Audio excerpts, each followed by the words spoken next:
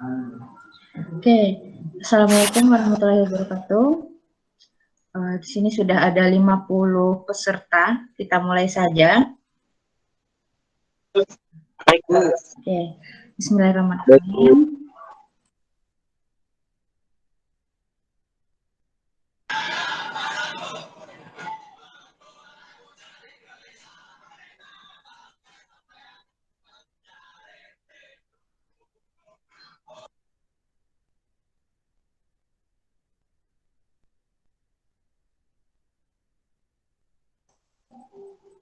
Oke. Tes, suara saya masuk ya? Masuk, Bu. Masuk, Bu. Bismillahirrahmanirrahim. Alhamdulillah kita ketemu lagi di webinar series teknik mesin. Alhamdulillah kita diberikan kesehatan oleh Allah Subhanahu wa taala sampai pada hari ini untuk mengikuti kegiatan-kegiatan yang diselenggarakan oleh Prodi Teknik Mesin dan kegiatan-kegiatan lainnya. Oke, jadi di kegiatan kali ini kita akan saya langsung masuk saja.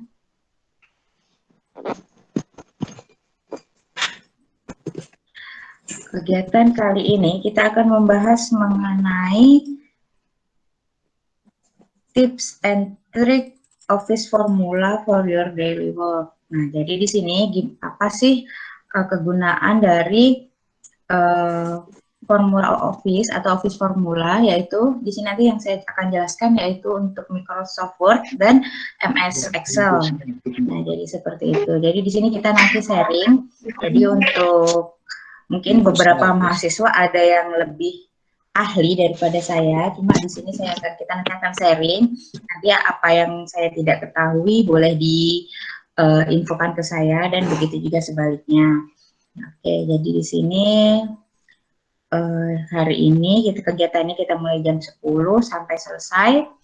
Nah, untuk pembukaan saya akan memberikan gambaran sedikit mengenai Microsoft Office. Nah, Office ini yaitu suatu software atau alat yang digunakan untuk membantu pekerjaan kita, pekerjaan manajemen atau manajerial. Nah, jadi Microsoft Office itu didirikan oleh Bill Gates pada tanggal 1 Agustus 1988 di Comdex, Las Vegas. Nah, jadi untuk awalnya Microsoft Office ini dia hanya ada 3, Excel, PowerPoint, dan Word. Nah, cuma berkembangnya teknologi lagi, mereka pasti membuat inovasi sehingga mereka juga memiliki OneNote, Outlook, Access, Publisher, Lens, dan lain-lainnya seperti itu. Cuma sekarang yang untuk mahasiswa atau orang biasa gitu ya, yang sering banget kita pakai adalah Excel, PowerPoint, dan Microsoft Word. Nah, cuma kalau yang untuk di perusahaan-perusahaan sekarang mereka sudah mengeksplor kegunaan-kegunaan Microsoft Office itu sendiri. Nah, jadi di Office ini seperti Outlook ini, kalau kita gunakan ini sangat membantu ya. Jadi nanti berharapnya ke depan untuk administrasi prodi atau fakultas, di sini kita bisa menggunakan Outlook. Jadi Outlook ini adalah software mereka untuk proses surat menyurat. Nah, atau dia terhubung dengan email, ibaratnya seperti itu. Cuma untuk saat ini kita belum memfungsikan ini. Yang sangat kita fungsikan, yang sangat penting dan kita fungsikan sekali itu Excel, PowerPoint, dan Microsoft Word-nya. Oke, yang pertama yaitu saya akan membahas tentang Microsoft Office. Nah, jadi di Office ini banyak sekali tools-tools mereka yang sangat berguna untuk kegiatan kita sehari-hari, baik untuk mengerjakan tugas perkuliahan, terus mungkin yang kerja untuk membuat laporan dan segala hal, seperti itu. Nah, jadi di sini bagi kita bisa membayangkan gimana kalau si Bill Gates ini dulu tidak menciptakan Microsoft Office ini. Kita akan selalu terus-menerus menulis tangan ataupun menggunakan mesin ketik, dan itu sangat menyita waktu kita. Nah, jadi alhamdulillah dengan adanya MS Office ini, itu sangat memudahkan kita dalam melakukan pekerjaan kita.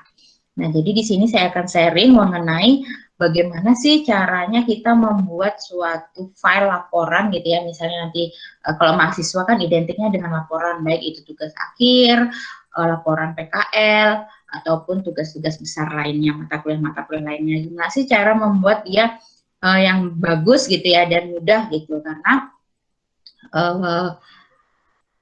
sampai saat ini pun untuk mahasiswa, alasannya kenapa saya membuat webinar ini, karena untuk saat ini saya lihat kemarin dari laporan PKN itu beberapa mahasiswa itu masih belum totalitas dalam menggunakan bantuan MS Office-nya. Jadi di sini tadi saya bilang, saya ulangi kembali, di sini kita sharing bagi mahasiswa yang sudah lebih ahli daripada saya, lebih paham dengan Office, nanti bisa di-sharingkan ke kami, ke saya, ke teman-temannya. Mungkin ada tips trik lainnya gitu ya selain yang saya berikan kayak gitu. Kalau nanti saya juga ada kesalahan-kesalahan sedikit bisa langsung di komentari dan diberikan masukannya yang benernya seperti ini Bu. Nah seperti itu. Jadi di sini kita langsung tutorial saja. Di sini yang pertama adalah kita melakukan page setup. Nah jadi di sini ada page setup, di page setup ini ada margins, paper dan layout. Nah, jadi di sini margins ini adalah untuk kita men-setting atau men-setup batas sisi kanan, bawah, kiri, atas, nah seperti itu dari kertas kita. Nah, jadi di sini ada top, inside, bottom, and outside. Nah, dan ada gutter. Nah, gutter ini digunakan jika kita mau menginginkan file laporan kita itu bolak-balik. Nah, seperti itu. Nah, jadi di sini selanjutnya di sini ada orientation. Orientationnya ini kita mau portrait ataupun landscape. Page-nya jika saya langsung buka Office Word-nya.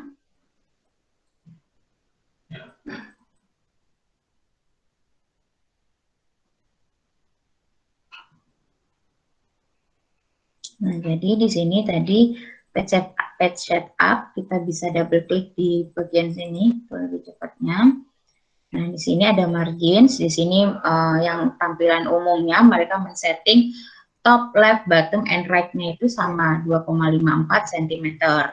Untuk orientation-nya portrait, multiple page-nya normal, atau dia tidak bolak-balik gitu ya. Terus ini preview-nya. Nah, jadi di sini kita bisa ganti-ganti, kita mau top-nya ini nanti seperti di untuk tugas akhir kayak gitu, di sini saya tentukan. Di situ ada setting ya, misalnya topnya saya tentukan 3 cm, left-nya saya tentukan 2 cm, nah seperti itu, jadi ditentukannya di sini. Jadi nanti kalau mengerjakan laporan tugas akhir, mulai dari page setup itu harus benar, jadi tidak boleh, kenapa? Karena misalnya di sini kalian kita nulisnya ngesetnya itu 1 cm, dia akan di atas gitu ya, jadi dari batas tepi atas itu dia hanya 1 cm, dan itu tidak baik, nah seperti itu. Lalu di sini kita pakai portrait. Nah, kalau mau pakai landscape boleh diklik yang bisa diklik yang landscape. Di sini kita pakai portrait. Multiple page-nya di sini yang tidak bolak-balik. Nah, tadi saya di sini yang masih kita rundingkan adalah untuk laporan tugas akhir. Nah, itu nantinya kita masih bisa tidak bolak-balik ataupun bolak-balik. Kenapa? Karena kalau bolak-balik kita mengingat sekarang kita mendukung ini ya, apa namanya, mencegah global warming. Nah, jadi kita menghemat kertas. Jadi nantinya untuk tugas akhir itu ada 2 pilihan, boleh tidak bolak-balik dengan menggunakan HVS 70 gram atau dengan menggunakan kertas HVS A4 80 gram, tapi dia laporannya itu bolak-balik. Nah, bagaimana jika laporannya bolak-balik? Tentunya dia ada settingnya juga di page setup-nya.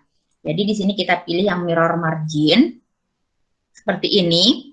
Lalu kita tentukan gutternya. Nah, gutter ini adalah ini kita tulis kayak gini ya. Nah, terlihat kan? Di sini saya bikin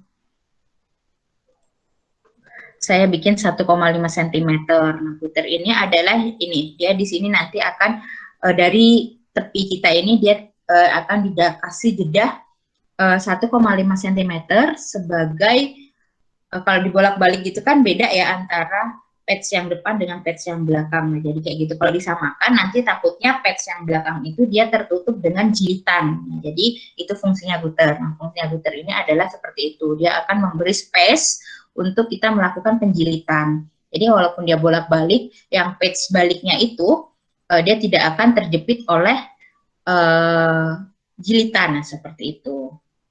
Itu fungsinya Gutter. Nah, ini kalau kita menggunakan mirror margin atau margin kita adalah bolak-balik depan belakang seperti itu. Jadi itu akan menghemat kertas yang tadinya mungkin 50 halaman kan, 50 lembar kertas jika tidak bolak-balik. Jika kita menggunakan kertas bolak-balik, dia akan hanya menjadi 25 lembar. Nah, jadi seperti itu. Kita akan menghemat kertas. Paper, nah di sini selalu gunakan untuk format umum kita. Untuk semua tugas akhir, tugas laporan, ataupun tugas besar mata kuliah, selalu gunakan paper size-nya yang A4. Nah, sudah di sini tidak perlu diganti lainnya, cukup diganti yang paper size-nya saja, pilih yang A4. Jadi di sini kan kita menggunakan kertas umum A4. Kalau di sini kita tidak mengganti A4 atau tetap letter, maka nanti pada saat di print dia akan memiliki perbedaan ukuran, nah, kayak gitu. Jadi nanti di sini ditentukan A4. Layoutnya tidak perlu diganti, lalu kita klik OK. Nah, di sini adalah format page setup untuk calon ini nanti laporan kita. Nah, di sini bisa dilihat, tadi kita tentukan dia 3 dari batas kiri, jadi dia 3 di sini, dia lumayan jauh ya dari 3. Nah, jadi seperti itu. Oke, itu untuk page setup. Selanjutnya kita tentukan page layout-nya. Page layout ini ada, kita bikin 2 ya, kita bikin tampilan. Ini masih terlihat. Nah, page layout, di page layout ini, di sini ada yang dinamakan dengan section break dan page break. Nah, di sini digunakan nantinya untuk misalnya kita dalam satu laporan itu, kita akan menjadikan satu mulai dari halaman judul, kata pengantar, terus daftar isi, terus isi, daftar pustaka, dan lampirannya. Di situ kita akan menjadikan dia satu file. Nah, jadi kalau kita tidak menggunakan page break ini atau section break, maka nanti di situ untuk daftar, pada saat kita setting daftar isi, nanti di situ terhambur dia. Jadi kebanyakan mahasiswa itu, pengalaman saya kemarin pernah ngajar di Unmul, mahasiswa belum paham mengenai section break ini. Nah, jadi mereka itu masih memisahkan file untuk daftar isi, file untuk halaman pengesahan, file untuk halaman cover. Nah, kayak gitu mereka masih memisahkan filenya itu. Jadi nanti filenya itu dia di luar akan banyak, baru di-combine lagi dengan menggunakan PDF combine, mungkin seperti itu. Nah, jadi lebih alangkah mudahnya lagi kalau kita filenya itu dalam satu file. Nah, jadi nanti pada saat tidak kebanyakan file gitu ya, jadi di luar nanti tidak kebanyakan file dan tidak perlu mengcombine lagi. Jadi pada saat konsultasi ke dosen, misalnya memberikan file soft filenya, itu akan langsung menjadi satu file saja, mulai dari halaman cover, daftar isi, kata pengantar, dan lain-lain. Itu kita menggunakan yang dinamakan dengan section breaks. Nah, jadi misalnya di sini kita akan menuliskan halaman cover ini ya. Kita enter, lalu kita pakai ini next page. Nah, jadi dia di sini akan memberikan section. Nah, jadi di sini halaman cover ini merupakan section pertama, dan yang kedua di sini biasanya halaman pengesahan. Nah, halaman pengesahan ini merupakan section kedua. Jadi nanti untuk pada saat kita men-setting nomor halaman kayak gitu, dia tidak akan terhambur. Nah, seperti itu. Lalu mungkin di halaman pengesahan, kata pengantar, daftar isi, di situ bisa jadi satu section. Nah, jadi di sini kalau kita mau next page lagi, jangan menggunakan next page yang ini lagi. Jadi nanti kalau kita pakai next page ini, dia akan membuat section lagi. Nah, karena ini tadi masih dalam satu section, maka kita gunakan page saja. Nah, dia langsung terpindah ke page lainnya. Di sini masih kita bisa tulis lagi. Nah, jadi jangan menggunakan, jadi mahasiswa jangan menggunakan manual. Jadi beberapa mahasiswa itu masih menggunakan manual. Saya lihat mereka untuk ke next page-nya itu mereka enter terus seperti ini, enter kayak gini sampai dia di sini. Nah itu tidak bisa ya, karena nantinya dia akan pada saat kita edit itu sulit, karena pasti nanti kalau ada halaman yang di sini terhapus kata-katanya, dia akan naik lagi. Akhirnya kita enter lagi kayak gitu kan, kebanyakan enter. Nah jadi kita di sini pakai yang ini page. Nah jadi itu dia akan langsung ke page selanjutnya, atau bisa juga menggunakan Ctrl Shift Enter. Nah, seperti ini, Ctrl Shift Enter. Nah, jadi dia akan langsung ke next page. Di sini kita tuliskan kata pengantar. Nah, seperti ini. Enter, next page lagi, daftar isi. Nah, seperti ini ya. Jadi seperti ini, misalnya di sini ada kata-kata lainnya. Contoh saja, laporan ini adalah laporan akhir.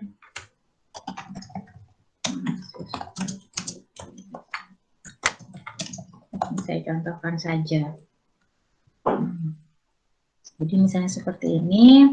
Nah, lalu tadi apa sih gunanya kita section yang saya jelaskan tadi? Nah, di sini kita bikin formatnya dulu.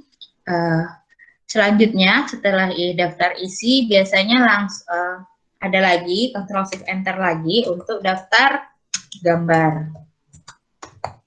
Habis itu daftar tabel gitu ya. Nah, setelah itu biasanya lagi ada misalnya lampirannya banyak, ada daftar lampiran. Nah, sudah, ini merupakan section 2. Section 3-nya adalah isi. Nah, jadi di sini kita mau isi, jadi kita pakai lagi yang next page. Nah, di sini adalah isi. Ini bab 1 pendahuluan seperti ini, baru bab 2 peninjauan pustaka.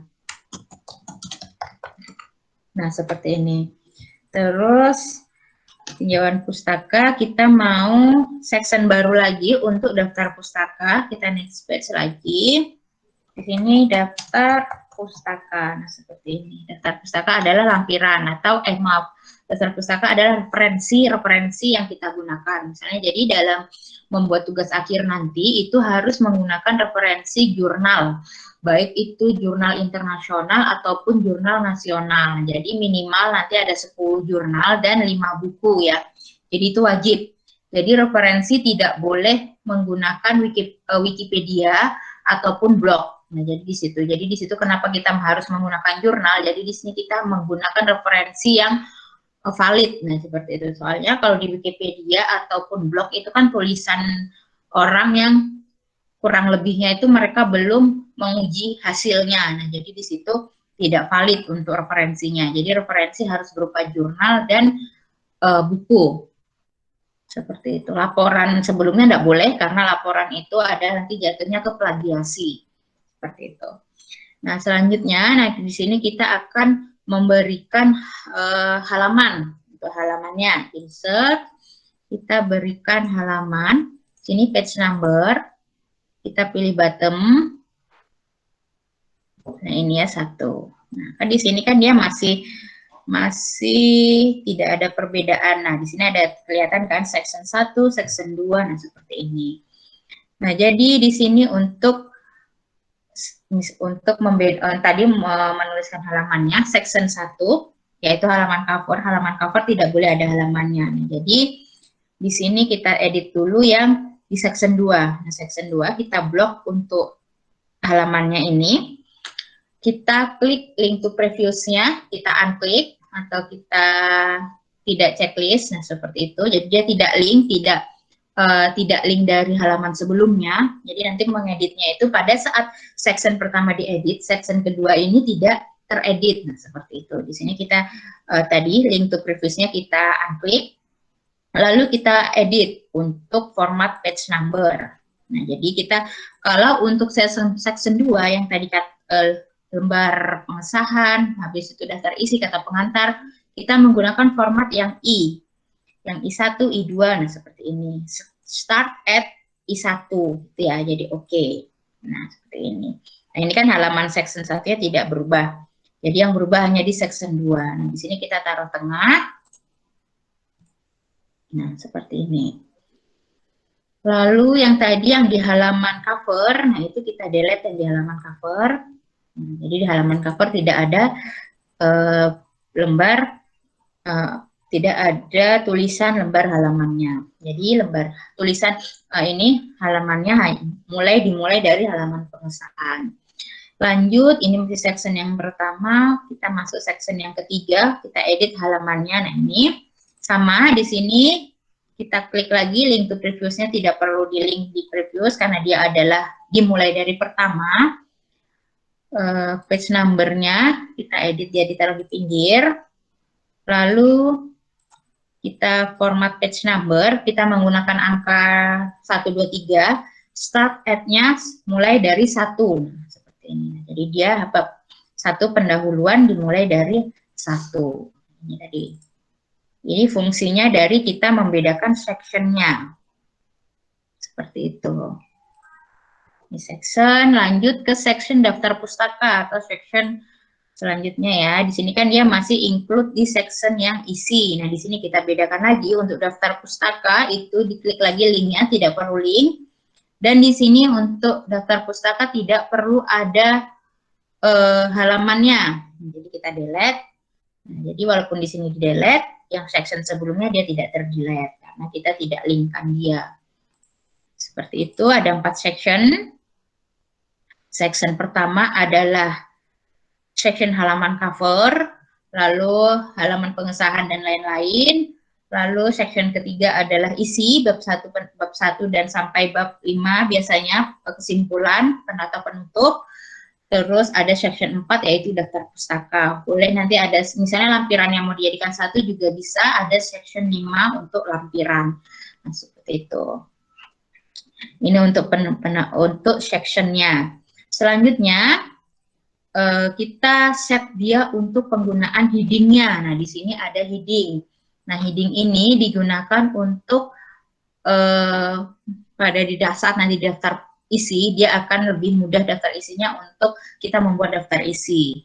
Nah, jadi halaman cover tidak perlu heading karena nanti di sini ditulis manual seperti itu ya. Mulai dari heading adalah penggunaan heading digunakan pada halaman pengesahan pada tiap kepala satu ini ya, kepala misalnya halaman pengesahan kayak gitu, kepala dokumen seperti itu. Di halaman pengesahan contohnya, nah di sini kita gunakan ini kapitalis if word. Nah, jadi setiap kata huruf pertama dalam satu kata itu dia besar, nah, seperti ini. Kita gunakan dia heading 1. Heading 1 kita pakainya Times New Roman, dia di tengah. Lalu di paragrafnya kita set. Nah, di sini ada kita untuk spasinya, spacingnya. Di sini 0 semua. Lalu line spacingnya multiple at 1.15. Nah, jadi 1,15. Nah, jadi di sini spasinya 1,15. Kita klik OK. Nah, di sini adalah kita menggunakan heading. Lanjut, untuk heading kata pengantar. Heading 1 juga. Terus untuk formatnya nanti sama ya kayak halaman pengesahan. Di sini saya langsung menerapkan heading-headingnya. Terus daftar isi di heading 1 juga. Nah, seperti ini. Lalu daftar gambar di heading 1 juga.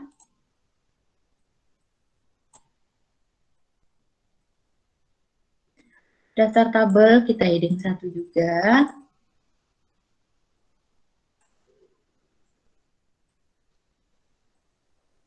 Daftar lampiran kita heading 1.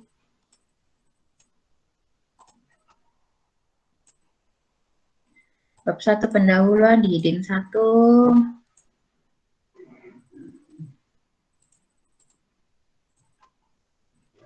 Jadi setiap yang judul-judulnya seperti ini, di judul pertama pada yang judul utamanya, judul bagian atasnya itu diberikan heading 1. Nah, seperti ini daftar pustaka.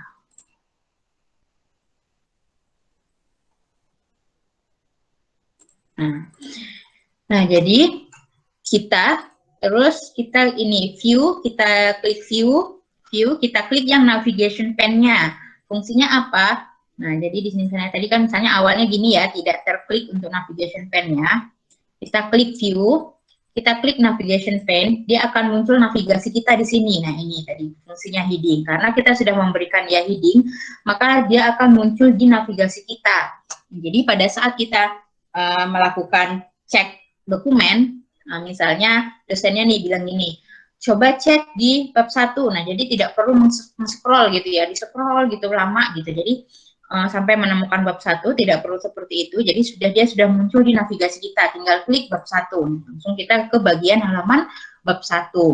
Begitu juga misalnya coba saya lihat daftar pustakanya, misalnya dosennya bilang gitu, langsung klik daftar pustaka. Kita langsung ditujukan ke daftar pustaka. Jadi heading-heading tadi fungsinya adalah menunjukkan nantinya dia akan terkonek ke navigasi kita dan memudahkan kita pada saat pengecekan dokumen.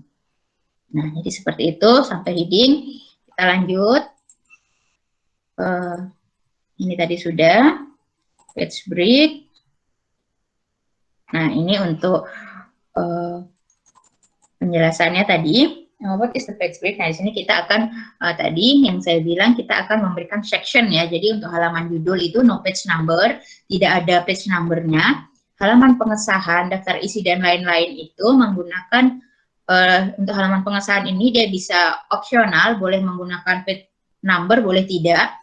Kalau dia menggunakan page number, dia mengikut dengan format dari daftar isi dan lain-lainnya, yaitu menggunakan format I1, I2, dan seterusnya. Isi itu menggunakan number format, itu 1, 2, 3, dan seterusnya. Terus daftar pustaka, no page number, lampiran juga no page number. Nah, jadi seperti itu. Ini untuk tadi untuk section break-nya. Dan penomoran halamannya. Ini heading-nya.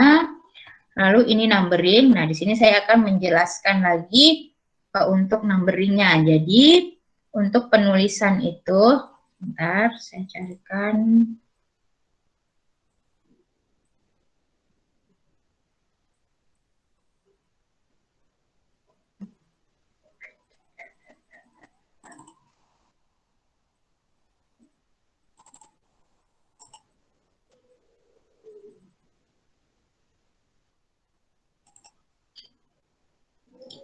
Nah, jadi numbering itu pada penomoran di dokumen juga atau di filenya itu tidak sembarangan juga. Nah, jadi di sini saya jelaskan. Nah, jadi di sini bab 1 tadi ya, contohnya untuk bab 1 gini dia menggunakan heading 1. Lalu selanjutnya setelah bab 1, maka nanti penomorannya adalah 1.1. Nah, jadi di bab 1 ini nanti ada latar belakang, tujuan, nah seperti itu. 1.1 latar belakang. Lalu di sini 1.2, nah gini 1.2, nah gitu kan. Di sini tujuan, nah misalnya seperti itu. Selanjutnya 1.3 manfaat, nah seperti itu. Nah tadi yang di 1.1 ini dia menggunakan heading 2. Kita klik yang di sini heading 2. Lalu nanti setelah 1.1 maka turun lagi itu menjadi A atau 1.1.1. Nah, seperti itu. Dia menjadi, misalnya kita pakai A gitu ya, dia menggunakan mesin gitu, dia menggunakan heading 3. Itu nanti untuk melihat di sini nih. Jadi nanti di sini langsung terheading, dia mengikuti headingnya juga, dia akan menjorok ke dalam, nah seperti itu. Setelah A mesin, lalu turunannya lagi, setelah kita menggunakan numbering A-nya, itu kita menggunakan 1 mesin bubut. Setelah 1, turunannya lagi kita menggunakan A bubut mini, B bubut 1, M, misalnya seperti itu. Lalu setelah kita menggunakan format alfabet A kecil, itu format selanjutnya adalah 1 kurung. Seperti itu turunannya. Setelah 1 kurung, itu nanti misalnya ada anaknya lagi, untuk filenya itu kita menggunakan A kurung, seperti ini. Jadi ini nanti perlu diingat. Di sini, Jadi tidak boleh sembarangan ya. Jadi misalnya nanti di sini bab 1 pendahuluan, di sini tiba-tiba A latar belakang, nah gitu tidak boleh. Jadi di sini format prodi teknik mesin adalah seperti ini. Jadi 1.1, habis itu nanti anaknya menjadi A, misalnya nanti ada turunannya lagi menjadi 1, terus turunannya lagi menjadi A, turunannya lagi menjadi 1 kurung, terus ada A kurung, nah seperti itu. Nah di sini jadi di sini numbering library-nya, nah di sini kita menggunakan ini. Nah, jadi diusahakan kalau sudah A kurung, dia tidak punya anak lagi penjelasannya. Jadi mungkin penjelasan baru, nah seperti itu. Ini untuk penomorannya adalah seperti ini formatnya. Di sini untuk view-nya. Nah, seperti itu. Jadi contohnya saya berikan contoh laporan. Ini laporan saya berikan di contoh laporan Monef ya.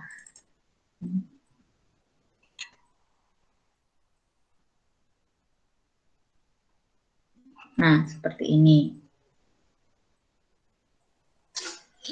Nah, di sini kan, jadi di sini nanti kalau kita gunakan headingnya itu sesuai, maka di sini kita tinggal klik saja. Nah, jadi di sini misalnya saya akan menjelaskan mengenai hasil akreditasi, saya tinggal klik di hasil akreditasi. Misalnya saya mau menjelaskan mengenai IPK mahasiswa, saya tinggal mengklik di IPK mahasiswa. Jadi seperti itu. Jadi nanti mulai belajar menggunakan heading dan navigasinya ya, yang sesuai. Nah, seperti itu. Terus selanjutnya adalah tadi sudah, ini formatnya. Lalu navigasi tadi untuk memunculkan navigation pane-nya tadi. Ini contohnya. Nah, selanjutnya kita akan men-setting penomoran table and figure atau tabel dan gambar. Nah, jadi di sini ada formatnya juga untuk penulisan tabel dan gambar. Nah, biasanya tabel itu mulai ada di isi di bab 1, bab 2, bab sampai bab 5 seperti itu. Jadi di sini misalnya kita akan, nah di sini kan pada saat kita enter, di sini dia akan masih menjadi heading 1. Nah, ini kita klik normal. Nah, di sini dia sudah akan normal. Dia tidak mengikuti headingnya. Karena dia di sini normal. Nah, di sini kita akan, misalnya di sini adalah tabel 1 mengenai misalnya jumlah mahasiswa gitu ya. Nah, jadi di sini kita untuk nanti kita biar bisa otomatis daftar isinya itu keluar, jadi kita gunakan dia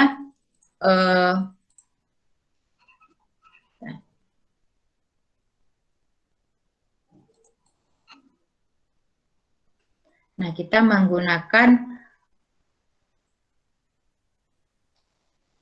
file reference. Nah, jadi di sini kita masukkan insert caption. Jadi jangan ditulis manual tabel 1. Nah, jadi jangan ditulis manual seperti ini. Jadi kalau ditulis manual seperti ini, nantinya kita akan manual juga Pak untuk mengset daftar tabelnya. Jadi di sini kita menggunakan insert caption-nya yang sudah disediakan, tools yang sudah disediakan oleh MS Word-nya. Jadi kita gunakan di sini insert caption. Di sini masih tulisannya figur karena kita pakai bahasa Indonesia. Di sini kita nih, di sini saya sudah menuliskan, di sini sudah tabel 1. Nah, untuk menambahkan di sini kita menuliskannya di sini new label. Di labelnya sini kita tuliskan tabel 1 titik. Nah, kayak gini. Kenapa kita pakai tabel 1 titik? Karena nanti di belakang dia akan otomatis 1.1, 1.2, nah seperti itu. Jadi di sini untuk prodi teknik mesin kita menggunakan format numberingnya seperti itu untuk tabel dan gambar. Kita gunakan sesuai dengan babnya. Jadi kalau tabel di bab 1 dia akan tulisnya tabel 1.1. Selanjutnya tabel 1.2 kayak gitu. Terus nanti untuk tabel yang di bab 2 dia akan menjadi tabel 2.1 seperti itu ya. Jadi tadi di sini saya pilih tabel 1 titik. Nah, di sini sudah tabel 1.1. Tinggal saya tuliskan misalnya jumlah mahasiswa. Kita tulis oke. Nah, seperti ini. Ini tabel 1.1 jumlah mahasiswa, kita taruh di tengah. Warnanya hitam. Kita gunakan Times New Roman. Nah, seperti ini. Tinggal di insertkan tabelnya. Jadi misalnya di sini nomor, bla bla bla, kayak gitu. Terus selanjutnya lagi, kalau masih ada tabel lagi, kita reference, insert lagi, nah lanjut, dia tabel 1.2, tuliskan misalnya jumlah mahasiswa PKN. Nah, kayak ini. Nah, sama. Nah, seperti ini. Lalu kalau di bab 2-nya ada tabel, tadi yang saya bilang kita insertkan lagi, insert caption, kita cek apakah sudah belum ada. Nah, jadi di sini saya akan label tabel 2 titik. Nah, seperti ini. Tabel 2.1 misalnya jumlah dosen ya. Nah, jadi dia mengikut ya, mengikut dengan ini tadi apa? Babnya. Kalau dia di bab 3 berarti tabel 3.1 seperti itu.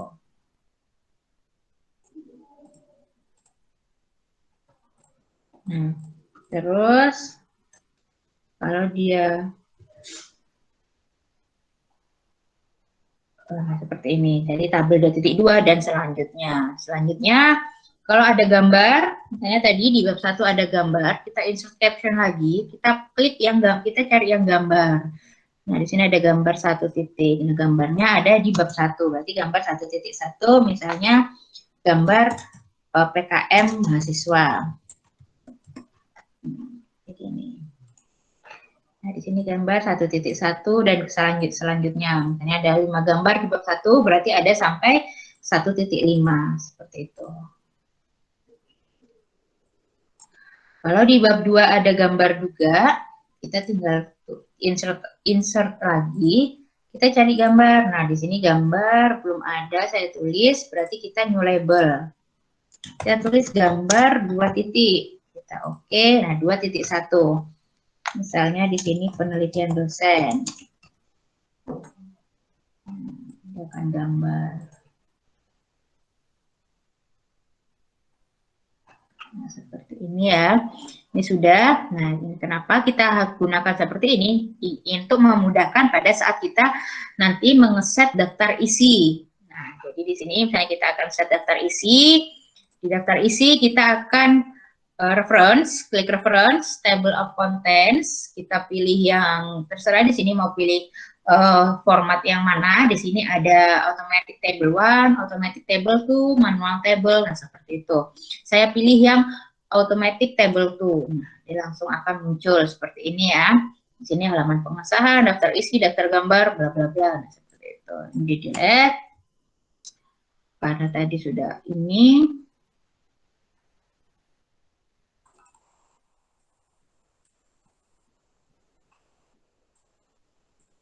Nah, muncul dia, jadi tidak manual. Jadi jangan sampai kalian akan menghabiskan waktu untuk membuat daftar isi. Jadi kalau tadi di sini kita tidak menggunakan heading ataupun ya heading tadi itu, maka di sini kalian akan menuliskannya manual pastikan. Untuk tadi di misalnya kalian akan menuliskan halaman pengesahan halaman berapa ya, habis itu bab 1 tadi halaman berapa ya, nah seperti itu. Begitu juga untuk daftar gambar. Nah, daftar gambarnya kita insertkan otomatis juga. Nah, di sini insert sama di reference, insert table of figures. Nah, di sini kita klik, kita pilih yang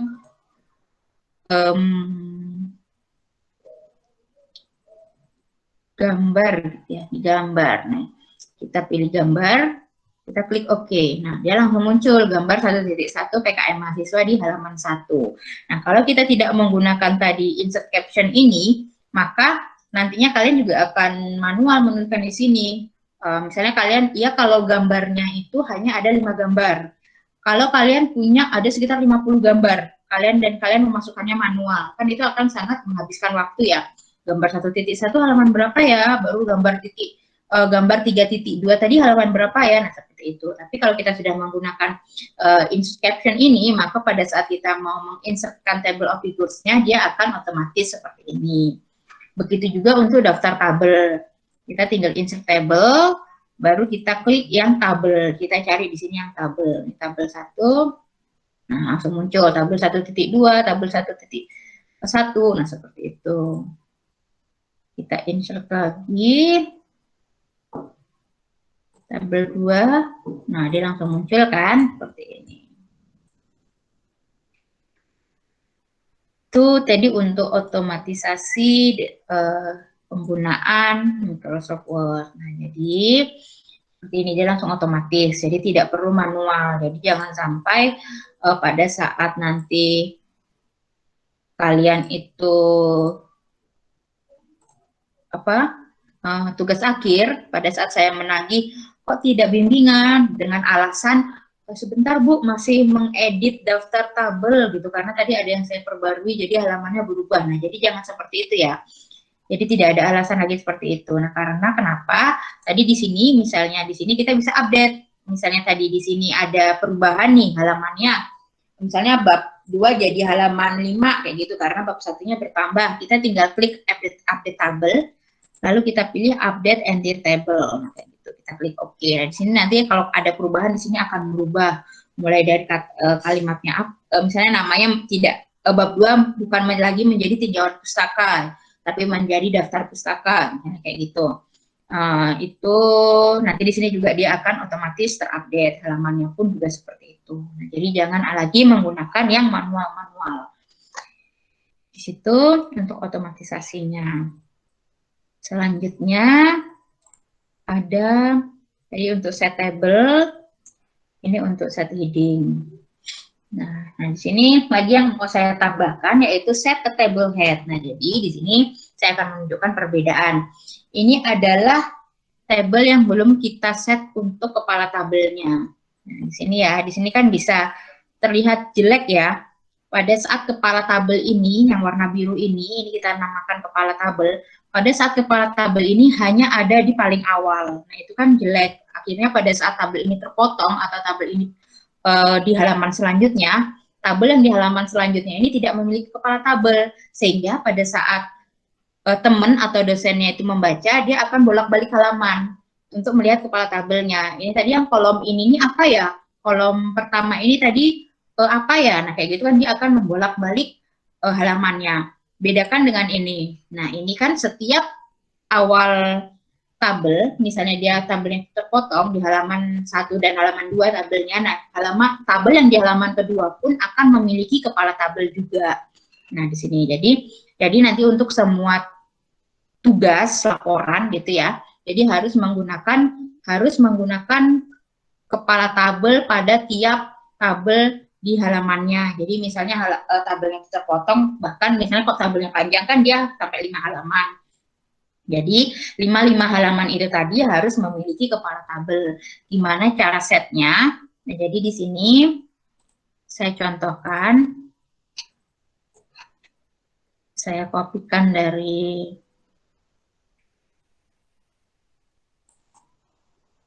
sini ya.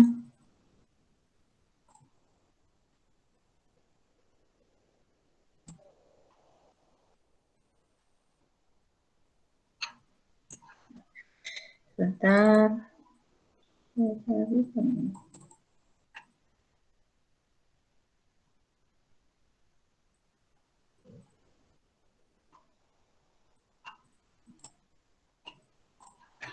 Saya contohkan di sini.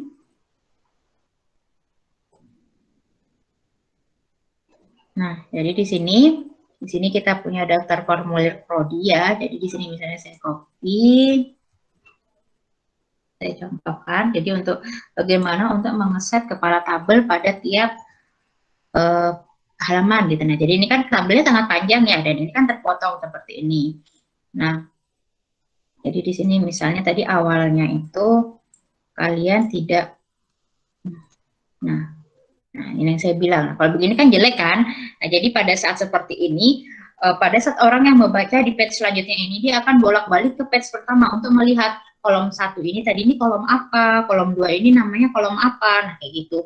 Tapi pada saat nanti setiap halaman itu memiliki kepala tabel, maka dia akan lebih mudah. Nah, jadi tidak perlu bolak-balik. Nah, ini kita blok untuk kepala tabelnya, kita klik kanan, kita klik table properties, kita nanti di sini akan muncul seperti ini. Kita klik, kita pilih yang row. Nah, di sini option. Nah, kita klik yang repeat as header row at the top of each page. Nah, jadi di sini kita klik untuk repeat. Jadi dia di-repeat, diulangi terus untuk kepala tabelnya. Lalu kita klik OK. Nah, seperti ini. Jadi pada tiap halaman itu, walaupun tabel itu terpotong, nah ini dia tetap ada kepala tabelnya. Nah, kalau seperti ini kan enak ya dilihat kan. Jadi untuk kolom pertama ini, oh ternyata dia nomor dokumen. Kolom ketiga ini nama formulir. Kolom keempat adalah berkas formulir. Nah, seperti ini. Jadi dia akan tetap ada kepala tabel di tiap halamannya. Nah, ini pentingnya kita menggunakan kepala tabel. Dan ini untuk universitas-universitas, dosen-dosen yang maksudnya itu dosen-dosen senior gitu ya, mereka itu akan sangat senang kalau kita membuat tabel yang seperti ini, karena beliau tidak harus scroll ke atas lagi, lihat lagi tadi tabel, kolom apa, nah, seperti itu. Dan ini akan memudahkan kita pada saat pembacaan tabel. Ini adalah tips dan triknya untuk kepala tabel. Nah, jadi jangan sampai lupa untuk tabel harus tetap ada kepala tabel di setiap awal halamannya atau setiap awal tabel. Oke, ini untuk yang Microsoft Word dasarnya yang saya sampaikan, karena untuk penulisannya tinggal mengikuti, kalian pasti sudah bisa untuk menulis di Word ya, tinggal menggunakan itu tadi saja yang memudahkan kita untuk menulis penulisan pelaporan. Jadi gunakan semuanya otomatisasi. Nah, begitu juga nanti ini yang belum saya sampaikan adalah bagaimana caranya menggunakan reference ini daftar pustaka. Jadi yang tadi saya bilang di sini ada reference. Nah, di sini saya di sini itu ada namanya sekarang yang lagi booming, kalau kalian sering dengar itu Mendeley. Nah, Mendeley ini adalah suatu software yang memudahkan kita untuk penggunaan referensi. Nah, seperti itu. Tapi sebenarnya tanpa Mendeley pun, nah jadi yang saya bingung itu kenapa kita harus, jadi mahasiswa itu harus bisa Mendeley. Tidak perlu, tidak. Kalau saya pribadi, mahasiswa tidak perlu bisa Mendeley. Nah, karena ini adalah software tambahan. Kita harus install lagi, install ulang, kayak gitu ya. Kita harus belajar lagi, nah seperti itu. Sebenarnya di Microsoft Word pun mereka sudah memberikan tools untuk kita manajemen source atau referensi kita. Nah, di sini ada yang namanya insert citation atau citasi. Nah, di sini cuma memang di sini style yang diberikan oleh Microsoft Word itu tidak sebanyak di Mendeley. Nah, jadi di sini hanya ada apa, terus Chicago, nah seperti ini. Ini nantinya akan saya jelaskan di webinar selanjutnya, karena ini membutuhkan waktu yang lumayan, karena di sini kita akan menggunakan referensi-referensi langsung ya, tutorialnya, seperti itu. Nah, jadi tapi untuk gambaran saja bahwa nantinya mahasiswa yang akan membuat laporan tidak harus menggunakan Mendeley. Kita di Microsoft Word itu sudah disediakan untuk manajemen source kita atau manajemen referensi kita, nah seperti itu. Cuma untuk Mendeley ini adalah memang dia yang memberikan stylenya itu lebih banyak. Style ini apa? Itu untuk sekilas gambaran. Jadi untuk beberapa jurnal itu ya, bahkan internasional itu mereka menentukan mereka itu harus menggunakan style citasi itu IEE atau international citasi, nah, kayak gitu, atau harus menggunakan citasi yang modelnya apa, nah, gitu, apa bedanya, kayak gitu. Nanti di situ ada perbedaan. Kalau yang IEEE itu atau IEE itu, dia itu adalah citasinya itu berupa penomoran. Jadi misalnya dia misalnya kita mensitasi itu, misalnya mesin adalah bla bla bla. Nah, itu kan tidak boleh tidak ada citasinya, karena bukan kita yang menciptakan deskripsi mesin itu kita citasi dari atau kita rujuk dari referensi A, misalnya seperti itu. Nah, kalau di IEE itu dia hanya nanti menuliskan dalam kurung 1, nah, seperti itu, tergantung nanti di daftar pustaka itu 1 punya siapa. Nah, tapi kalau yang apa itu dia akan menuliskan namanya. Nah, seperti itu nanti akan saya jelaskan di pertemuan webinar selanjutnya. Kita akan khusus membahas tentang Mendeley dan insert citation yang sudah disediakan dengan Word. Nah, seperti itu.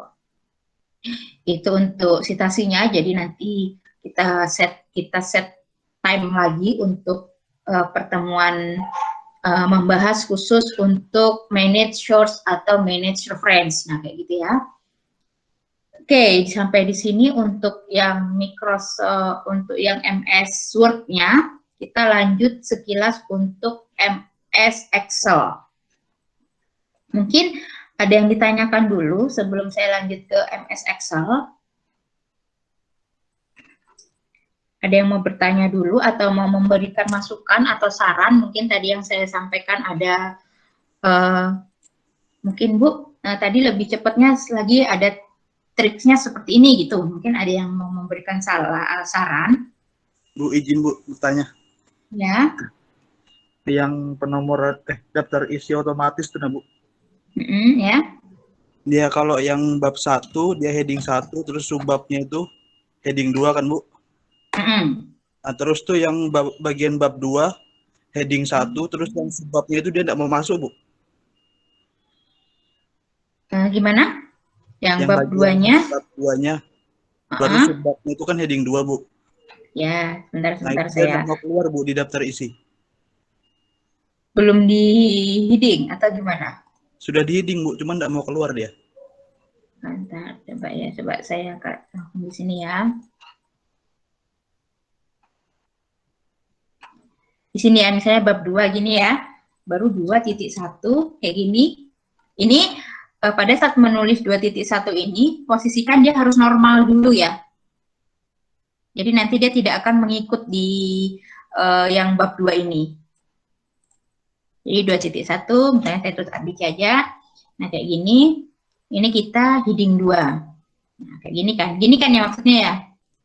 Iya Bu, gitu. Nah, ini saya muncul. Ini kan? Nih. Jadi untuk menulis di sini posisikan ini dicek. Jadi pada saat mau menulis, ini saya normalkan dulu. Nah, kan tadi di sini ya. Ini kan tadi habis menulis ini kan enter. Nah, ini dalam posisi normal dulu.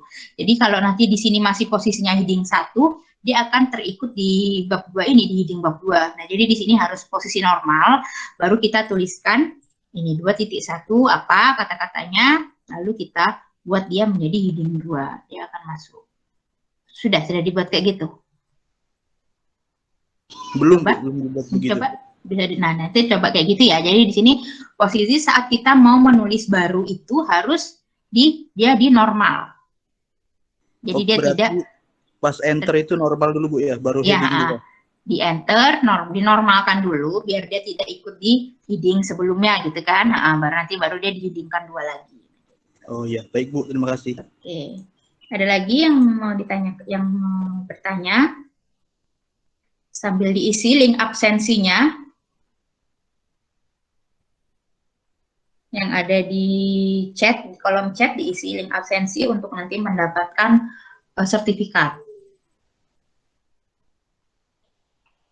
Oke, sambil diisi kita lanjut untuk saya tes laptop.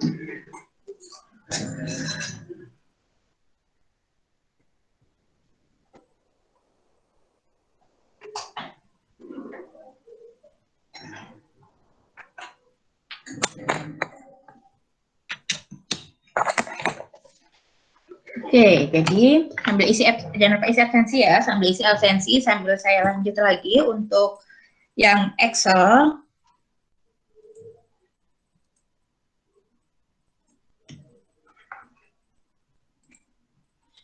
Nah, kita lanjut untuk MS Excel. Nah, di sini, jadi di sini saya tadi sama kayak yang di sini saya kasih info sekilas, sama kayak yang kasusnya dengan Mendeley tadi, yang merupakan software referensi tadi ya, software citasi tadi, sama kayak Excel. Nah, jadi kan kalau di teknik, apalagi di teknik kan kita berhubungan dengan angka. Banyak sekali software yang bisa membantu kita dalam pengolahan angka-angka itu. Yang misalnya nih, dalam matematika teknik, kita atau metode numerik yang saya ajarkan, nah di situ kita menggunakan software tambahannya itu MATLAB. Nah, seperti MATLAB itu adalah software tambahan yang harus kita install dan kita pelajari lagi ya, karena dia merupakan coding atau nanti kita di situ tidak bisa langsung menuliskan apa yang kita mau, kita harus menggunakan coding dulu, kita harus belajar coding lagi ya kan, kita harus gimana sih caranya menuliskan yang penulisan coding di MATLAB yang benar, nah seperti itu. Nah jadi sama kayak kalau statistik ada SPSS yang bisa membantu kita, nah di situ. Jadi di sini saya menerapkan ke kalian, di sini ilmu juga yang saya dapatkan di waktu saya kuliah di ITS itu. Nah mereka itu dosen-dosen senior mereka atau dosen profesor-profesor mereka, beliau-beliau itu menginspirasi saya seperti ini. Pelajari saja Excel, pelajari Excel dan gunakan Excel dengan totalitas. Nah seperti itu. Jadi di Excel itu sudah tersedia semuanya. Apa yang kita mau di Excel itu ada. Jadi buat apa kita belajar apa itu namanya tadi software-software lainnya ya. Sedangkan software itu sendiri sebenarnya itu adalah based on Excel. Nah, sama kayak MATLAB tadi. MATLAB tadi juga mereka itu based on Excel karena awalnya itu adalah Excel. Jadi seperti itu. Jadi saya tidak menuntut kalian bisa lancar MATLAB, lancar SPSS kayak gitu. Kita tetap harus mempelajari itu karena suatu saat juga pasti kita akan menggunakan software-software itu. Cuma di sini pelajari dulu, pahami dulu Excel kita karena di situ yang kita tidak perlu mengeluarkan cost atau tambahan ini ya, install gitu ya, karena setiap kita membeli PC ataupun laptop kita pasti sudah dibekali dengan MS Office yang lengkap. Nah seperti itu. Jadi di sini kita explore dulu Excel kita pokoknya kita pahami Excel karena di Excel itu ada segalanya seperti itu. Nah jadi tidak perlu kita hebat-hebatan di software lainnya. Pada saat kita hebat di Excel gitu ya, kita pasti akan insya Allah bisa untuk menjalankan software-software lainnya karena mereka itu pikiran utama mereka itu adalah based on Excel juga sebenarnya. Jadi seperti itu. Jadi di sini di Excel itu ada yang dinamakan formula, yaitu yang merupakan fitur yang digunakan untuk melakukan perhitungan nilai yang dituliskan secara langsung pada formula atau nilai yang tersimpan dalam sel. Nah, penggunaan formula harus diawali tanda sama dengan disertai kombinasi elemen. Nah, di sini jadi ada nilainya yang dimasukkan ke dalam formula. Lalu itu referensi alamat selnya atau range atau nama sel atau range-nya, terus operator perhitungan dan fungsinya. Itu yang dinamakan formula. Jadi formula itu adalah tulisan lengkap yang nantinya akan menghasilkan output atau outcome.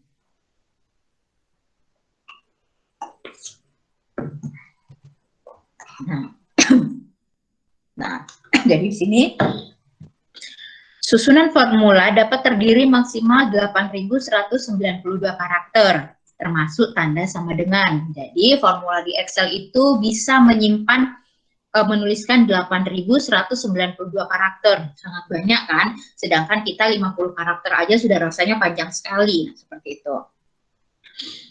Ini jadi di Excel itu sudah sangat prefer untuk kita melaksanakan tugas akhir kita seperti itu. Jadi tidak perlu, Bu saya mau tugas akhir nih Bu, tapi saya tidak punya software ini untuk menghitungnya. Nah kayak gitu. Jadi belajar dulu karena di Google, di YouTube itu sudah banyak sekali yang memberikan tutorial tentang penggunaan Excel. Jadi seperti itu.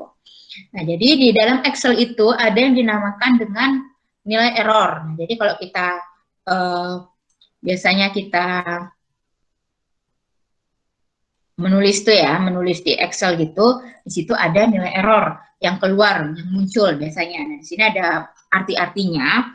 Nah, jadi di sini ada misalnya pagar, div, garis miring, zero, tanda seru, nah kayak gini. Ini maksudnya apa? Nah, kalau kita pada saat kita melakukan perhitungan dan keluar seperti ini div, nah kayak gini berarti, nah gini setiap ada nilai error yang kayak keluar muncul kayak gini ya, itu kita jangan heboh dulu, kita pahami dulu. Ini tuh artinya apa ya? Tanda ini tuh artinya apa ya? Kok salah gitu kan? Kalau kita udah tahu artinya kan berarti kita bisa lebih cepat ya mengambil solusinya, mana yang salahnya itu di bagian mana kayak gitu. Jadi sini saya akan berikan gambarannya. Kalau dia div itu, dia berarti formula yang Anda masukkan menyebabkan Excel membagi dengan angka 0. Ya kan? Dia akan divided by 0. Nah, kayak gitu. Dia akan membagi dia dengan 0. Angka berapapun kalau dibagi dengan 0, dia akan tidak, hasilnya itu tidak terhingga kayak gitu ya. Jadi dia akan Excel akan mengeluarkan informasi div garis miring 0. Nah, seperti itu. Berarti kita tadi itu salah. Mungkin pembaginya adalah bukan 0 seharusnya, seperti itu. Selanjutnya, jika ada pesan kesalahan N garis miring A. Nah, di sini berarti ada argumen yang tidak tertulis dalam formula yang Anda masukkan. Ada argumen yang kurang nih. Dia tuh seharusnya ada argumen A, tapi argumen A ini kalian lupa mencantumkan di formulanya. Gitu. Jadi kalau kita udah tahu kan berarti argumen ini ketinggalan, berarti langsung dimasukkan. Seperti itu. Jika pesannya adalah name tanda tanya, maka dalam formula yang Anda masukkan ada argumen atau nama fungsi yang tidak dikenal Excel. Berarti tadi ada yang argumen itu di Excel itu tidak dikenali atau tidak terdaftar di Excel. Kita mungkin yang harusnya kita tulis average gitu ya, E-nya kurang kayak gitu. Jadi kan di Excel kan itu akan tidak terdetect seperti itu. Jadi terus selanjutnya num atau num. Nah, ini penggunaan yang salah dari sebuah bilangan. Misalnya Anda menghitung angka pangkat 2 dari bilangan negatif. Nah, jadi kayak gitu. Akar pangkat 2 dari bilangan negatif itu akan menghasilkan num, seperti itu.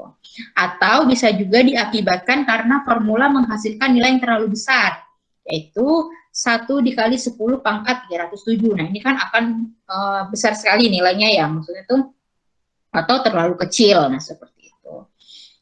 Jadi dia itu nolnya itu banyak sekali, nah gitu. Jadi dia akan mengeluarkan pesan kesalahannya adalah 6. Selanjutnya ada pesan kesalahan lagi 0. Nah, di sini formula menentukan pemotongan antara dua range yang tidak berpotongan. Lalu ada value, penulisan argumen tidak sebagaimana yang disyaratkan oleh fungsi. Lalu ada ref, nah di sini salah satu referensi atau nama sel yang digunakan dalam formula telah terhapus. Jadi pada saat kita menuliskan itu, kita terklik gitu, formulanya, range-nya itu terhapus, maka dia akan mengeluarkan ref.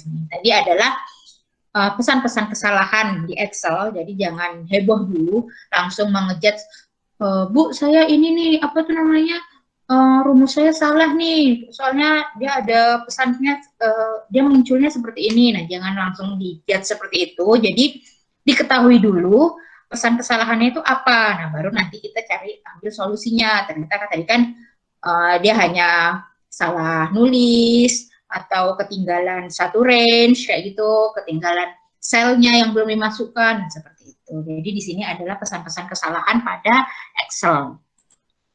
Selanjutnya di Excel ada yang dinamakan dengan operator. Di sini operator itu adalah simbol atau tanda yang digunakan dalam formula. Nah, jadi Excel akan melakukan perhitungan berdasarkan operator yang digunakan dalam formula. Nah, jadi kesalahan penggunaan operator dapat berakibat pada perhitungan yang salah. Nah, jadi kalau operatornya itu salah, maka nanti hasil perhitungannya juga akan salah.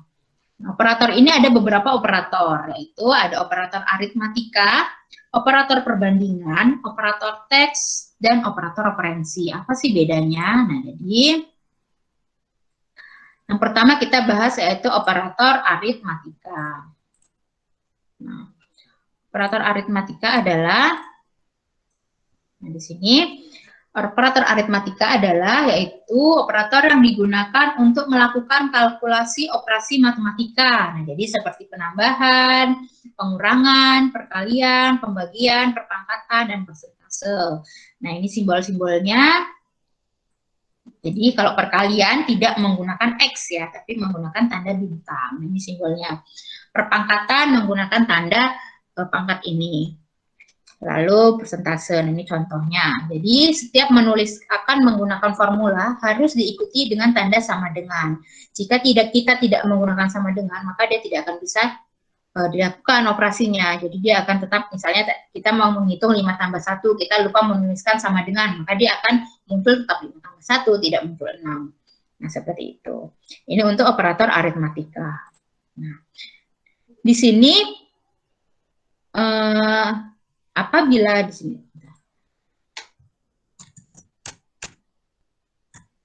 nah, apabila dalam formula terdapat beberapa operator aritmatika, urutan prioritas perhitungan adalah sebagai berikut. Jadi jika ada beberapa operator yang di aritmatika, misalnya satu rumus itu kan pasti ada lebih dari satu operator aritmatika yang kita gunakan.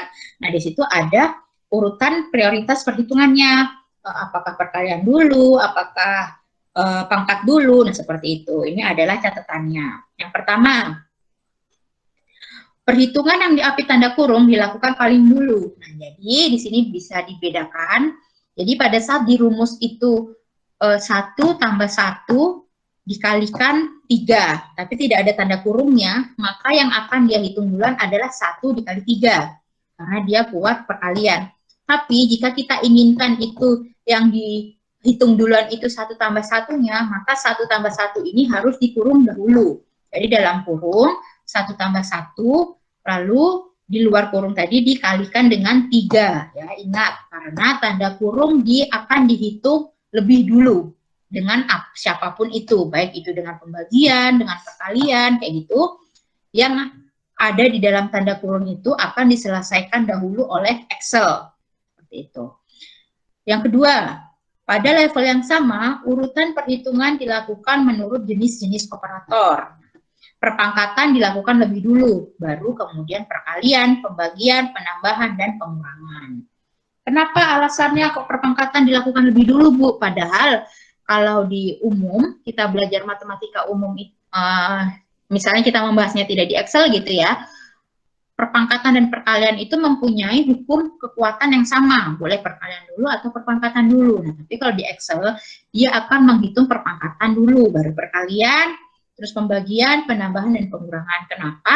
Karena siapapun yang akan dipangkatkan, baik itu angka positif ataupun negatif, dia akan menjadi absolut positif. Ya, diingat. Kenapa perpangkatan didahulukan? Jadi karena baik itu angka negatif ataupun positif, jika dia dipangkatkan, dia akan menghasilkan absolut positif. Nah, jadi kenapa perpangkatan itu didahulukan? Beda dengan perkalian dan pembagian. Kalau perkalian misalnya negatif dikalikan positif, dia akan menjadi negatif. Nah, seperti itu ya, dia akan masih menang negatif. Nah, seperti itu. Tapi kalau di perpangkatan, siapapun itu dia akan menjadi absolut positif. Nah, seperti itu. Alasannya mengapa perpangkatan itu dilakukan terlebih dahulu.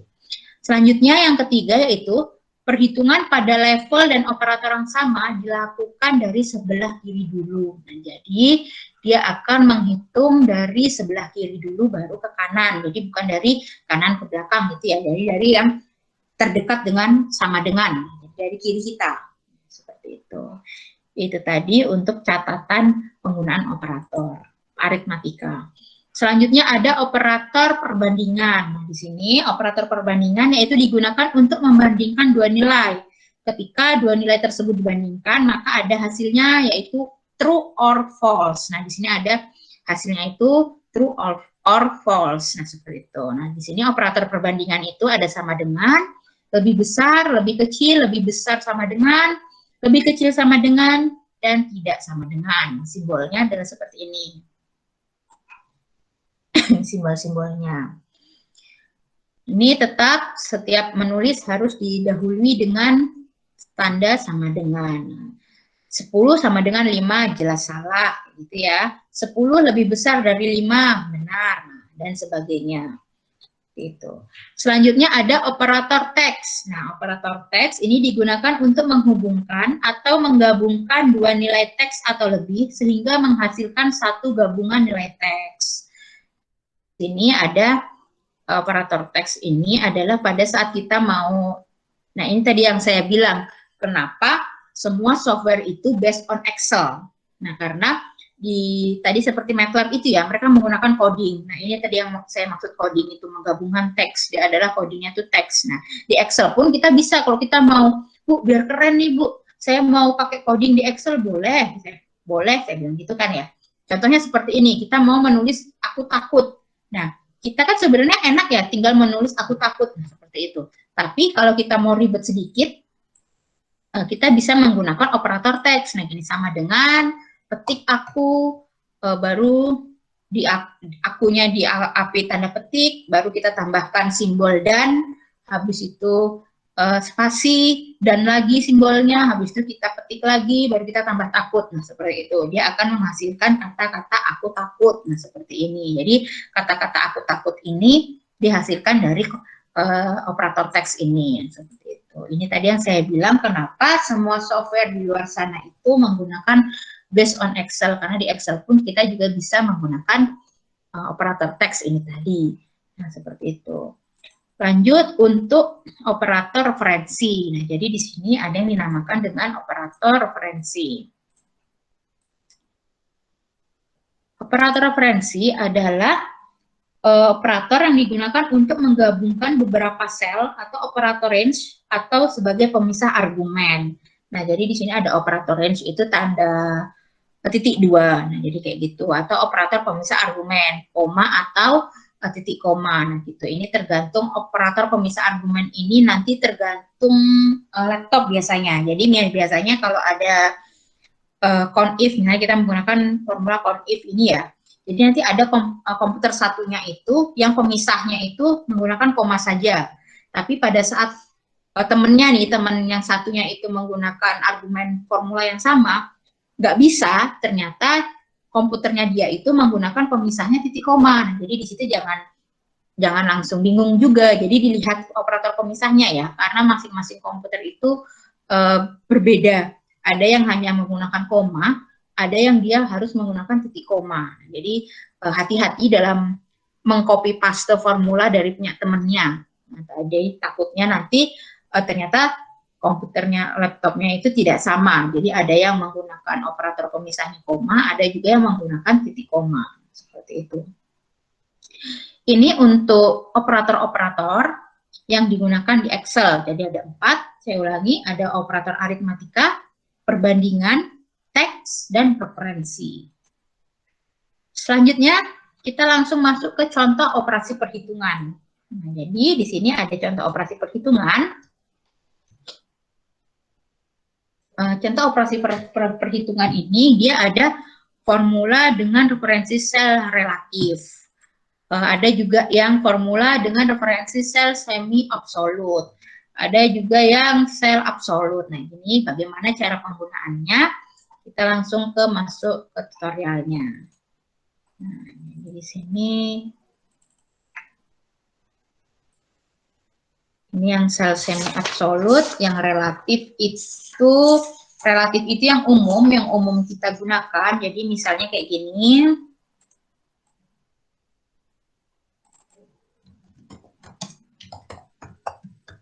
Saya pakai sel, ini contoh sel relatif. Nah, jadi di sini sel relatif itu yang umum, tadi penggunaan operator aritmatika yang umum.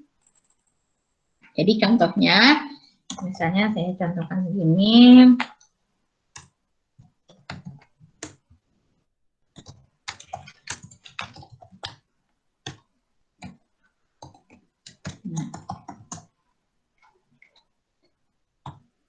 Nah, jadi di sini misalnya di sini kita punya harga produk gitu ya. Kita jualan gitu, harganya 2.500, jumlah yang terjual adalah 20. Nah, jadi penjualannya itu adalah 2.500 dikali dengan 20. Dapat 50.000. Nah, seperti ini. Ini adalah yang dimaksudkan dengan sel relatif. Nah, jadi yang dipakai secara umum gitu ya. Jadi misalnya kalau pembagian 50.000 dibagi 20 akan menghasilkan 2.500. Nah, jadi misalnya 50.000 dikurangi 2.500. Nah, 50.000 ditambah 2.500 atau misalnya 2.500 dipangkat 2. Kayak gini. Ini adalah sel relatif, yaitu penggunaan standar, penggunaan umum. Lalu ada yang dinamakan sel semi absolut. Nah, sel semi absolut ini adalah kita akan menghitung gitu ya dengan lebih mudah. Jadi di sini saya delete dulu sel semi absolut. Jadi kita akan menghitung nih. Jadi kalau jumlahnya 1, harga fotokopi di Buram itu berapa, di HVS berapa, HPS 4 berapa, F4 berapa, A3 berapa, nah seperti itu. Kalau jumlahnya 2 itu jadi berapa, nah kayak gitu ya. Jadi nanti di sini kita tinggal menarik gitu. Jadi di sini sama dengan 1, ini kita kunci, jadi ada kode kunci, ada klik pencet Fn, F4, tapi kita ambil kuncinya itu hanya yang di bagian depan, seperti ini. Lalu dikalikan dengan 100. Nah, 100 ini kita kunci juga Fn, F4, tapi kita ambil kuncinya hanya yang di bagian tengah. Nah, jadi ini kita kunci seperti ini formulanya.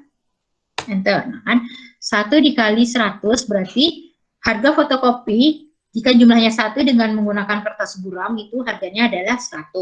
Bagaimana untuk yang selainnya? Nah, kita tinggal menarik seperti ini. Kita tarik ke samping dan kita tarik ke bawah. Nah, sudah selesai. Kalau kita manual kan lama ya, 1 kali 100, 1 kali 125 kan gitu lama.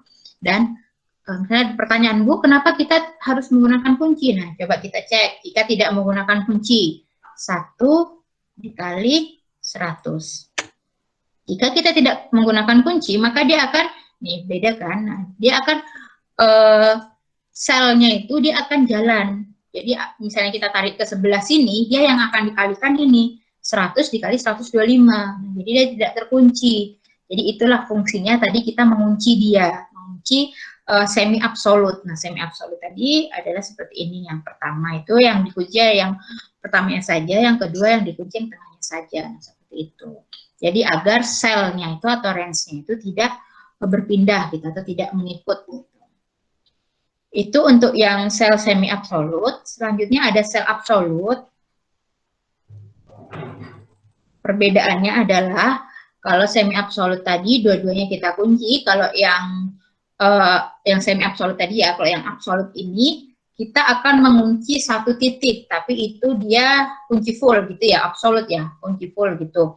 Nah, jadi di sini total penjualannya saya delete. Contohnya di sini adalah laporan penjualan buku tulis di toko buku sumber ilmu. Nah, jadi di sini ada nama konsumennya, ada 8 konsumen. Ini jumlah pembeliannya, harga per 1 buku itu 2.500. Nah, jadi di sini juga sebelumnya saya jelaskan lagi, pada saat kita menulis harga di sini, kita kan akan mengetik gini ya. Di sini saya contohkan ya, misalnya 2.500. Nah, kayak gini. Jangan ditulis manual ya komanya ini. Jadi kita gunakan ini more number format, habis itu decimal place-nya kita nolkan, kita pakai use separatornya ini koma. Nah, kayak gini. Kita pakai separator koma gini. Jadi jangan ditulis manual, jadi kita edit dia di format sini, di number formatnya sini. Jadi total penjualnya adalah sama dengan 10 dikalikan dengan 2.500. Nah, yang kita kunci absolut adalah yang 2.500. Pencet Fn, F4. Nah, dia dikunci depan dan belakang kan, E5-nya sini diabsolutkan. Kenapa yang dikunci adalah yang 2.500-nya saja, karena dari semua jumlah ini akan dikalikan 2.500, kan harganya sama ya, 2.500. Kita enter. Kita tinggal narik ini. Nah, kita tinggal tarik seperti ini. Bu, saya mau kasih current accounting gitu ya, simbol rupiah gitu. Accounting, cari simbolnya yang rupiah.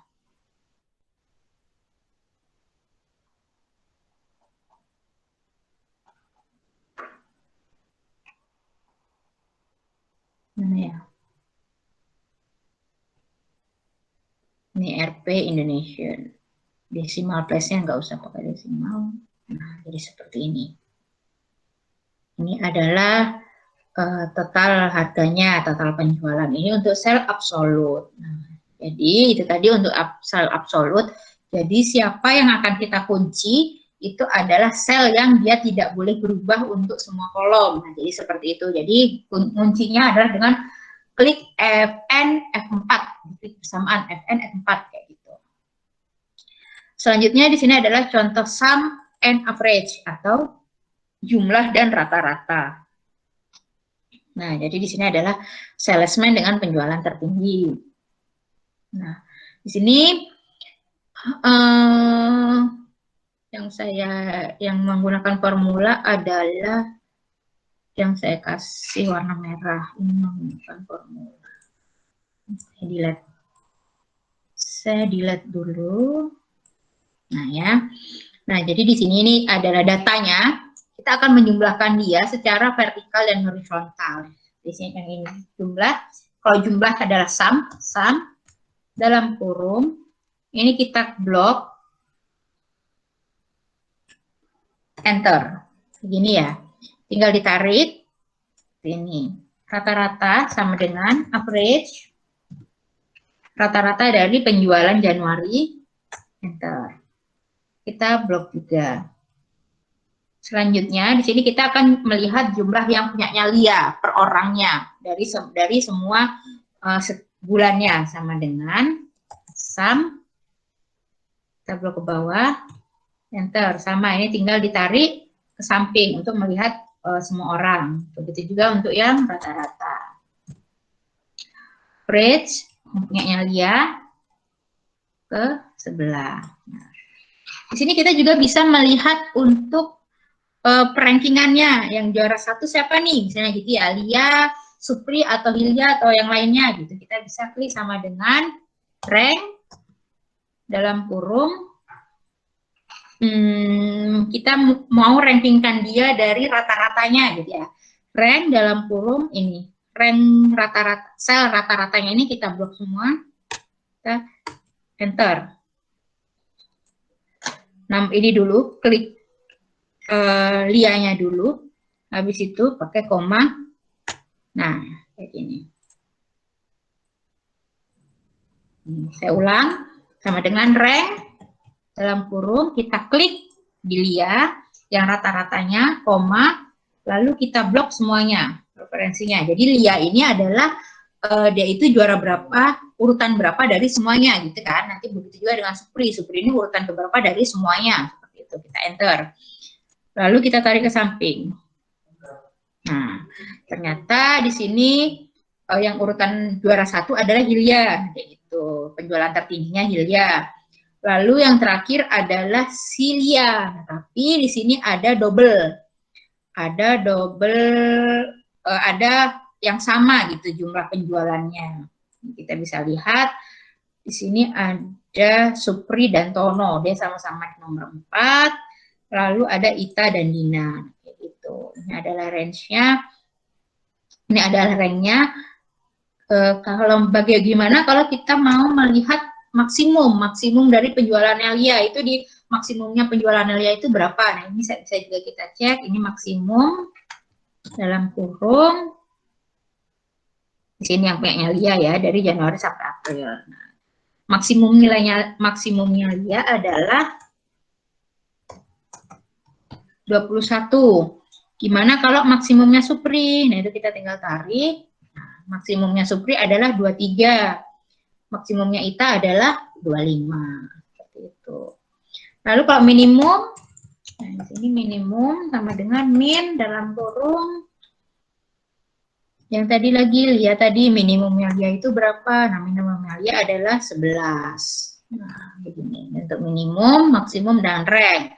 Itu ada formulanya, ada semua tadi, tinggal klik rank dalam kurung, masukkan sel range-nya, maksimum juga, masukkan sel maksimumnya, begitu juga dengan minimum.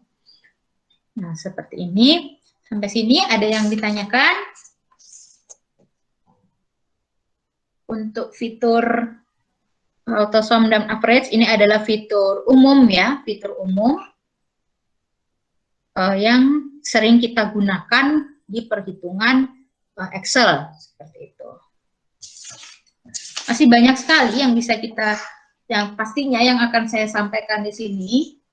Mungkin sampai saya tanya dulu sampai sini, ada yang mau bertanya?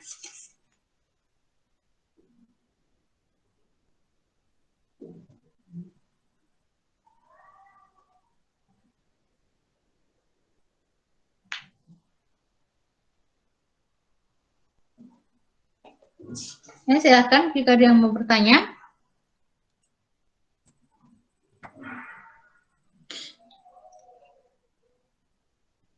Tidak ada? Oke, jadi itu tadi adalah yang sampai Excel.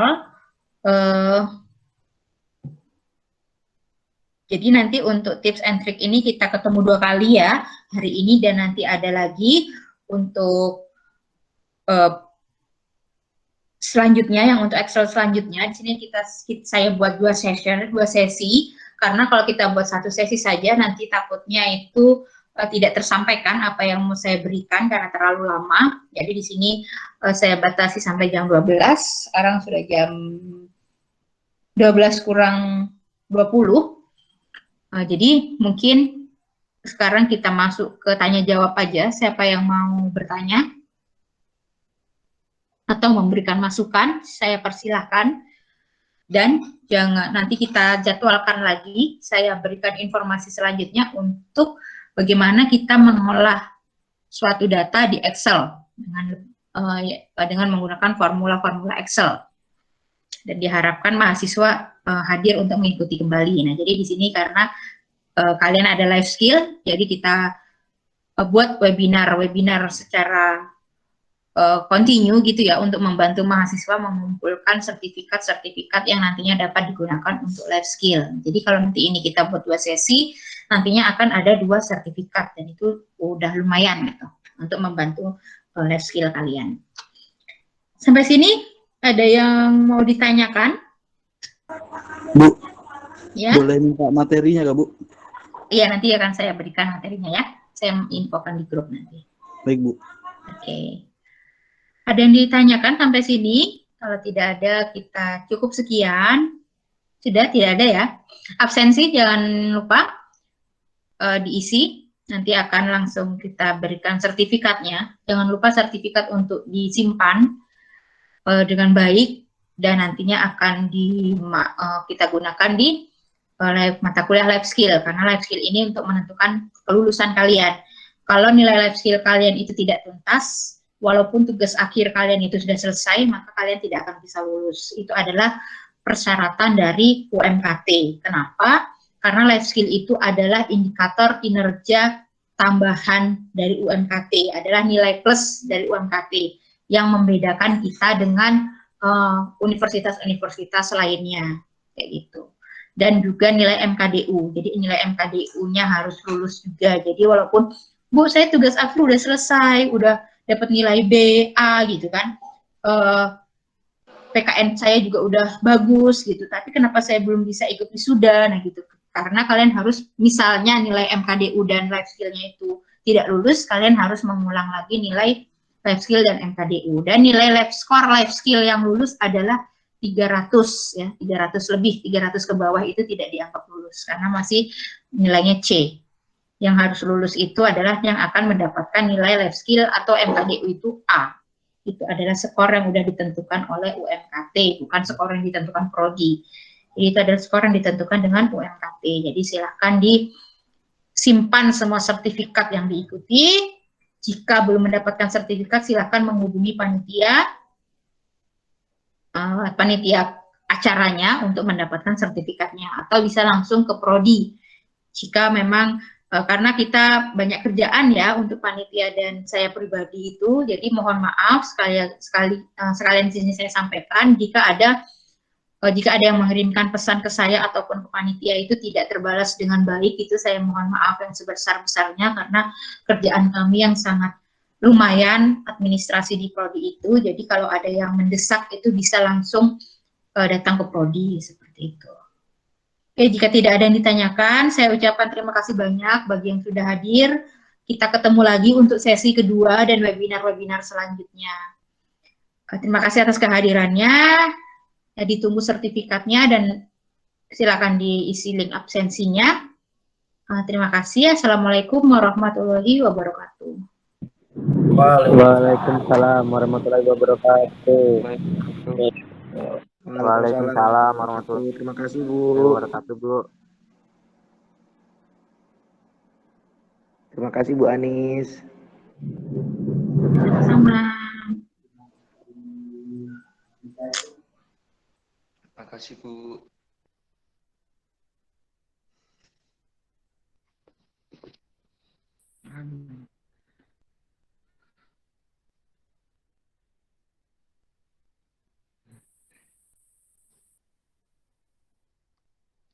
Bismillah.